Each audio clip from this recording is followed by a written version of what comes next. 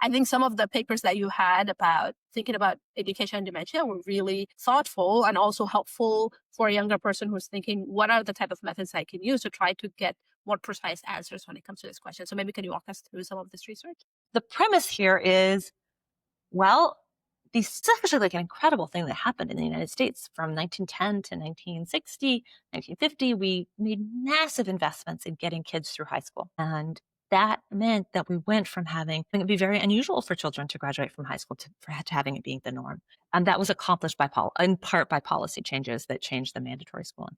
And so if schooling really has a causal effect, then you would think kids born under a regime with the older, less schooling was required versus a newer regime when more schooling was required, those children who were born later would have lower risk of dementia. And we could just compare people across, before and after a law changed in each state. And because most US states changed their policies over the course of that 50-year period, if you actually look at these graphs, you see people born when they were required to get a little bit more schooling, they have better cognition decades and decades later. Now, of course, we expect schooling to improve test scores.